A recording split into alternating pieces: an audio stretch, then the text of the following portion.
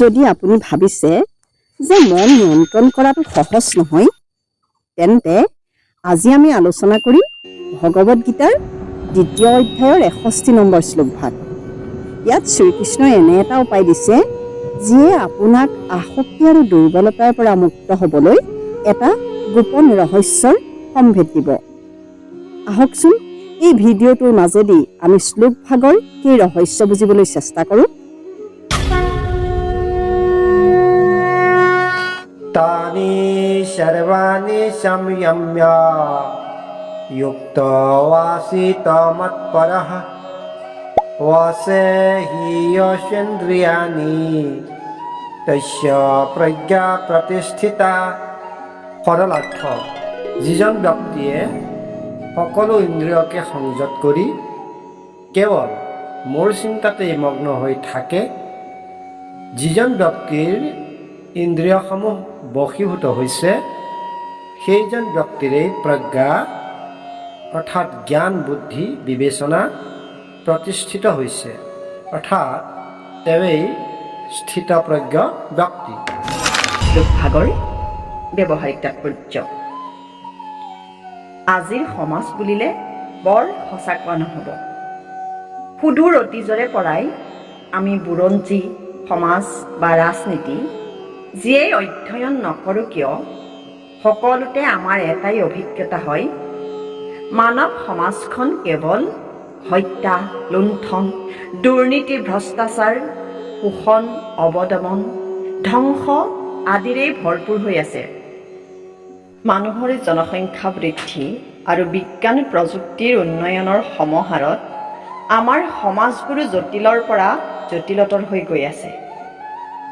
সমানুপাতিকভাৱে মানুহৰ চৰিত্ৰও জটিল হৈ গৈ আছে।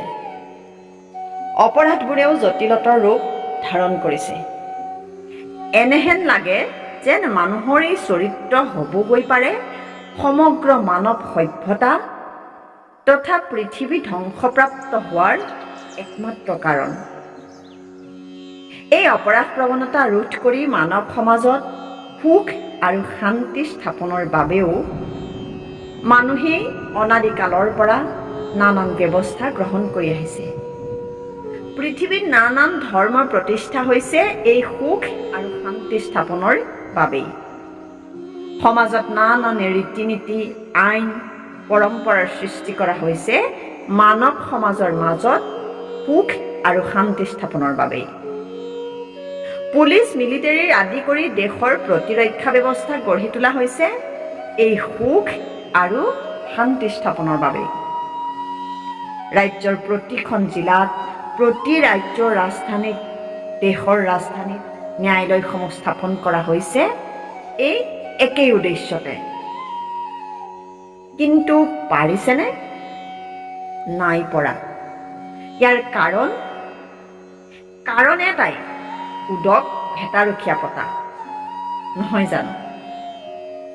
যদি অপৰাধ নোহোৱাই হৈ পৰে, উকিলৰ, পুলিচৰ পকেটবোৰ গৰম হৈ থাকিব জানো?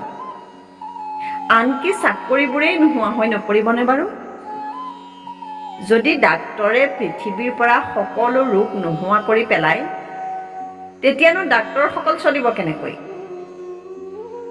যদি কোনো এটা ৰাজনৈতিক দলে দেশ এখনৰ সকলো সমস্যা সমাধান কৰি পেলায়, তেতিয়া পাছত পুনৰ নিৰ্বাচন খেলিবলৈ ইচ্ছু কি থাকিবগৈ? গতিকে এই সকলোবোৰেই সমস্যাৰ স্থায়ী সমাধান ঘটাব নোৱাৰে। তেনেহ'লে পৃথিৱীলৈ, মানুহৰ সমাজলৈ স্থায়ী সুখ আৰু শান্তি অনাৰ উপায় নাই নেকি? আছে। তাকে সেই ব্যৱস্থাটো সকলোৱে একে সময়তে গ্ৰহণ কৰিব লাগিব। কিন্তু এইটো জানো সম্ভৱ? নহয়, এইটোও সম্ভৱ নহয়।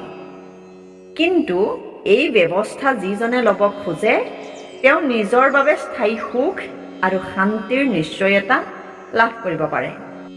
আজিকালি সকলোৱে ঈশ্বৰ বিশ্বাস নকৰে। আনহাতে ধৰ্মভেদে মানুহৰ নিজৰ ঈশ্বৰজনো বেলেগ বেলেগ বুলি ধৰি লয়। আনকি ঈশ্বৰৰ প্ৰকৃত সংজ্ঞাটোনো কি তাতো মতভেদ আছে। গতিকে ধৰ্মৰ ধাৰণাৰ পৰা আঁতৰি আমি এই মূৰ্খমতীৰ মগজুৰ পৰা ওলোৱা ধাৰণাটো আমাৰ সমাধান সূত্ৰটো ইংৰাজীতে এনেকৈ দিওঁ: self governance is the best governance.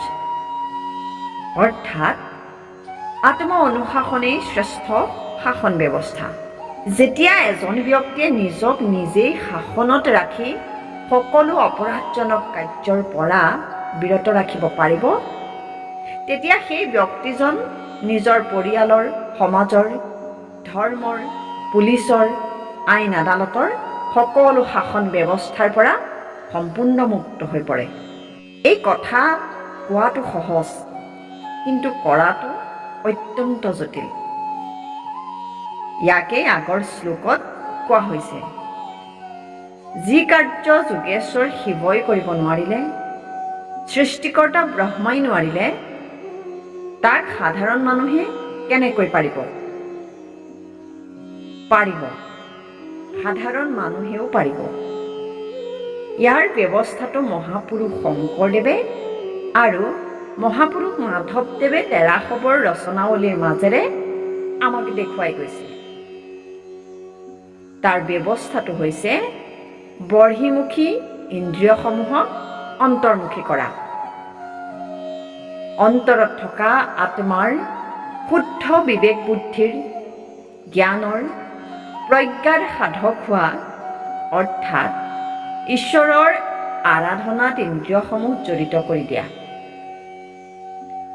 বাহিৰৰ সকলো ভোগ কামনাৰ আকাংক্ষাৰ পৰা মনটো এৰুৱাই আনি একমাত্ৰ ঈশ্বৰৰ আৰাধনাত মনক লগাই দিব পাৰিব লাগিব।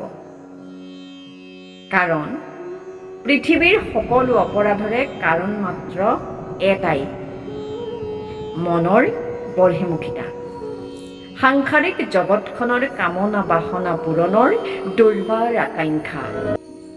ভিডিঅ'টো ভাল লাগিলে লাইক কৰক আৰু কমেণ্টত লিখক জয় শ্ৰীকৃষ্ণ।